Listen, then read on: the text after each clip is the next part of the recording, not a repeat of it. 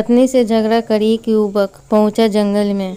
वहां साधु के साथ करने लगा सत्संग, लेकिन प्रवचन में सुनी ज्ञान की बातें अपनी जिंदगी में नहीं कर पा रहा था उपयोग। फिर साधु ने सौंपा एक अजीब काम।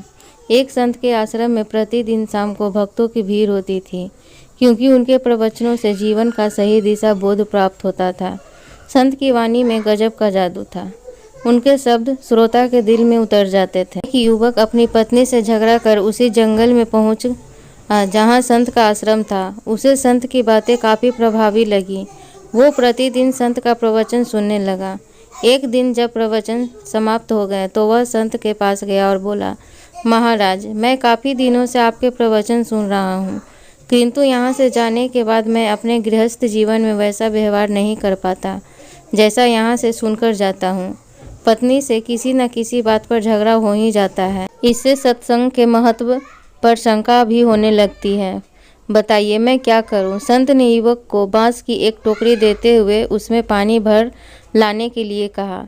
युवक टोकरी में जल भरने में असफल रहा। संत ने यह कार्य निरंतर जारी रखने के लिए कहा। युवक प्रतिदिन टोकरी में जल भरने का प्रयास करता, किंतु सफल नहीं हो पाता। कुछ दिनों बाद संत ने उससे पूछा, इतने दिनों में टोकरी में लगातार जल डालने से क्या टोकरी पर कोई फर्क पड़ा? युवक बोला, एक फर्क जरूर नजर आया है। पहले टोकरी के साथ मिट्टी जमा होती थी, अब वह साफ दिखाई देती है, कोई गंदगी नहीं दिखाई देती, और इसके छेद पहले जितने बड़े नहीं रहे, वे बहुत छोटे हो गए हैं। तब संत ने उसे समझाया, यदि इसी तरह उसमें पानी में निरंतर डालते रहोगे तो कुछ दिनों में यह छेद फूल कर बंद हो जाएंगे और टोकरी में पानी भर पाओगे।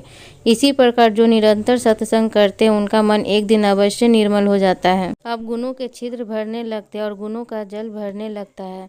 युवक ने संत से अपनी समस्या का समाधान पा लिया। निरंतर सत्संग से दुर्जन भी सज्जन हो जाते हैं, क्योंकि महापुरुषों की पवित्र वाणी उनके मानसिक विकारों को दूर कर उनमें सद्विचारों को बढ़ाती है और हमारे कुविचारों को दूर करती है। कहानी अच्छी लगी है तो प्लीज़ चैनल को लाइक, शेयर, सब्सक्राइब और कमेंट जरूर करें।